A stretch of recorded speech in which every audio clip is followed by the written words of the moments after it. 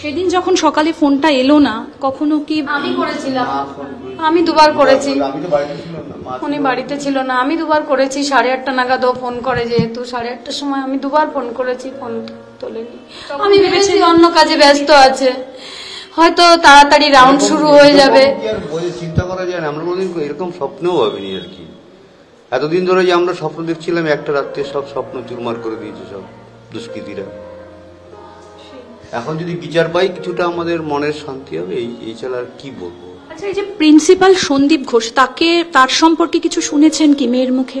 না না না, কোনোদিন না, এটা শুনেছি, আমি শুনেছি। মেয়ে তো আমাকে সবকিছু বলতো, উনি নাকি টাকা নিয়ে ফেল করিয়ে দেন, এবং মেয়ে বাবাকে বলতো, বাপি আমি যে ওখানে আছি এটা কাউকে বলবে না, কাউকে ভর্তি করিয়ে দিতে আমি পারবো না, তাহলে আমাকে ফেল করিয়ে দেবে, এগুলো মেয়ে বলেছে।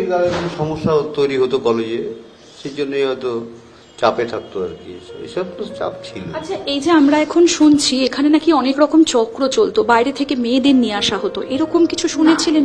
না, এটা শুনি, হয়তো জানতো, আমাদের বলতো না, এরকম হতে পারে হয়তো। এখন আমরা ভাবছি, এটা ভাবছি এখন যে এরকম একটা নারকীয় কাণ্ড ঘটে গেল কেন, কিছু হয়তো ও একটা জেনে গেছিল, তাই ওকে শেষ করে দিল পুরো। এটা আমরা ভাবছি, আমরা জানি না কিছুই। সেদিন রাতে খেতে বসে আপনাকে ফোন করেছিল?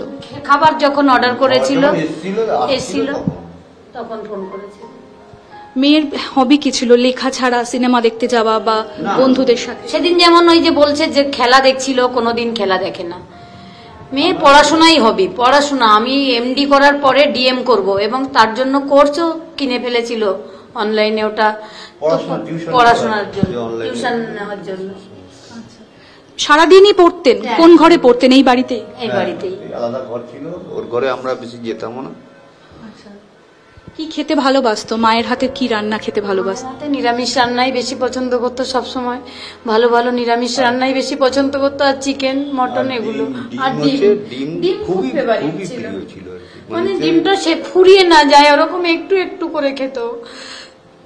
মালদাতে 1 মাস ছিল, তাতেই ওর মানে ওকে প্রতিদিন দুপুরবেলা 2টো করে ডিম দিত, সবাইকে একটা ডিম দিত। ও খুব কম কথা বলতো, কিন্তু কাউকে এড়িয়ে যেত না, সবাইকে একটু হাত দেখাবে বা হাসি মুখে চলে যাবে টাইম না পেলে, কাউকেও অসম্মান করতো না কখনো, সবাইকে খুব ভালোবাসতো। এই যে অটোতে যাতায়াত করতো প্রথমে 4-5 বছর এমবিবিএস পিরিয়ডে, তারপরেও এতদিন তো অটোতেই যাতায়াত করতো।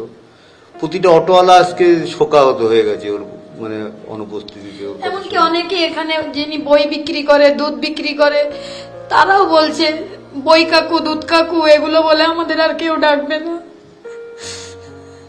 সত্যি আমরা সবাই বুঝতে পারছি, আমরা সবাই দেখেছি। এই যে আরজি করে তার পরের দিন আমরা 14 তারিখ রাতে দেখেছি, এই যে একটা তীব্র ভাঙচুর, সব ভেঙে চুরিয়ে দেওয়া হলো। আপনারা কি মনে করেন কোনো প্রমাণ লোপাটের চেষ্টা হয়েছিল? আমার মনে হচ্ছে এটা প্রতিবাদটা যাতে মেয়েরা রাস্তায় বেরিয়েছিল, সেটা কারো সহ্য হয়, নাড়িয়ে দিতে চেয়েছিল কেউ, যাতে ফোকাসটা চলে যায়, যাতে এই প্রতিবাদটা থেমে যায়।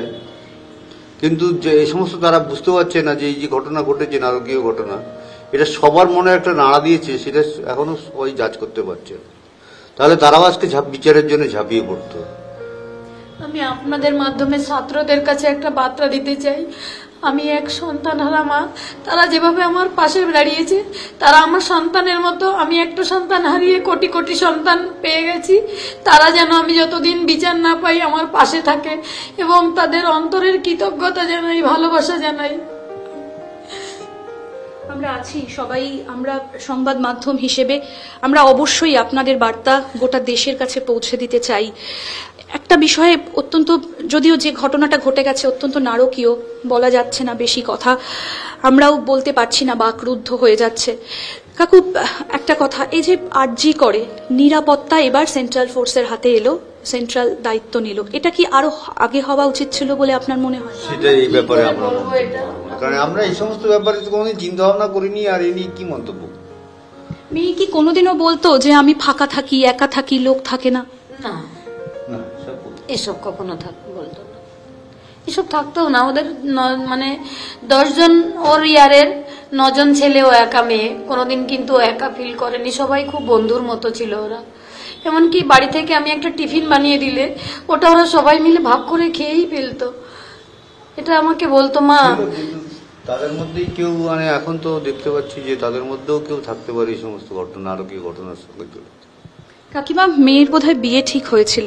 হ্যাঁ, আমরা একটা কথাবার্তা বলছিলাম, মোটামুটি 90% কথাবার্তা ফাইনালি হয়ে গেছিল এবং মেয়েও বলেছিল, মা বিয়ে করতে অনেক খরচা, আমি বাপিকে 5 লাখ টাকা দিয়ে দেবো, নাহলে বাপি তো এত খরচা সামলাতে পারবে না।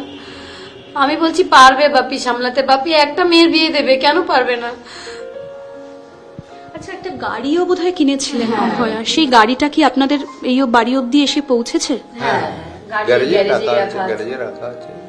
আচ্ছা, সেদিন কি গাড়ি নিয়ে গিয়েছিলেন? হ্যাঁ, হ্যাঁ, আমরা পার্সোনাল গাড়ি নাইট ডিউটি থাকলে গাড়িটা ওকে নামিয়ে আবার রিটার্ন চলে আসতো বাড়িতে, পরের দিনকে আবার নিয়ে আসতো। আমরা গাড়ি করেই ল্যাপটপ, মোবাইল, এগুলো কি? সিবিআই এর কাছেই রয়েছে। সিজার লিস্ট আমাদের দিয়েছে। আপনাদের কি ঠিক মতো দেখতেও দেয়নি? প্রথমে তো দেয়নি। আমরা তো গিয়ে ফার্স্ট আগে মেয়েটাকে দেখবো এই অবস্থা তো ভাবতে পারিনি। আমি বারবার পুলিশকে মানে বলেছি আমাদের মেয়েটাকে দেখতে দিন, দেখতে দেয়নি। মেয়ের মুখটা কাছ থেকে দেখতে পারেননি? পরে দেখতে পরে পেরেছি, 4 ঘন্টা পরে দেখছি। 4 ঘন্টা পরে দেখতে পেরেছি, কিন্তু যখন একদম বাড়িতে এসে ঘরে নিয়ে গেছি তারপরেই মেয়ের মুখটা দেখতে পেরেছি। তার আগে শান্ত হবে। কোথাও কি একটা তাড়াহুড়ো ছিল সবকিছু? সব দহন করার জন্য একটা তাড়াহুড়ো ছিল। সেদিন খুব তাড়াহুড়া ছিল ওদের, খুব তাড়াহুড়া।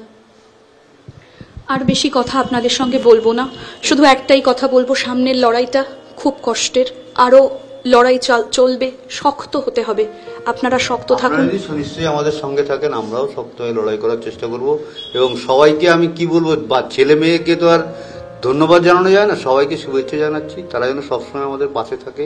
আর যারা এই অন্যায়গুলো করছে, বিভিন্ন ধরনের ব্যবসা করার চেষ্টা করছে এই ঘটনাটাকে নিয়ে, তারা যেন ব্যবসা না করে, আমি সবার কাছে এই সংবাদ মাধ্যমের কাছে বারবার এই অনুরোধটা রাখছি। কাকিমার কাছে আমার শেষ প্রশ্ন। কাকিমা, এই লড়াইয়ে অনেক শক্ত আপনারা, গত কয়েকদিন ধরে এখানে আমি আছি, দেখছি। বাকি যারা অভয়ার মতো, তারা যারা রাস্তায়, আমরা আজকে প্রত্যেক দিন ফিরছি, পুলিশ তো রয়েইছে, কোথাও কি মনে হয় যে আমরা মনুষ্যত্বটা আস্তে আস্তে হারিয়ে ফেলছি, কাউকে ভরসা করতে পারছি না? এরকম কি কোথাও আজকে মনে হচ্ছে আপনাদের? এখন তো মনে হচ্ছে একমাত্র মেয়েকে হারিয়ে সে একটা এত সেফ জায়গায় সে ছিল, সেখানেই তার সাথে এরকম ঘটনা ঘটেছে। এবার আপনারা যারা রাস্তায় কাজ করছেন তাদের আমার ভয় হচ্ছে, সেফ নয় মনে হচ্ছে আমার। কোনো বার্তা দিতে চান কি আমাদের মধ্যে দিয়ে? আমরা তো যে বার্তা দেওয়ার দিলাম, প্রশাসনকে এটাই বার্তা দিচ্ছি, যাতে সবাইকে সুরক্ষা দেওয়ার চেষ্টা তো প্রশাসনের করা উচিত, সেটা করুক। তাহলে সবারই দেশের ভালো হবে, সবার নাগরিক সুষ্ঠুভাবে সমাজকে, মেয়েরা যদি আজকে এগিয়ে না আসে, আজকে সমাজের একটা অর্ধেক প্রায় 50% মেয়েরাই রয়েছে।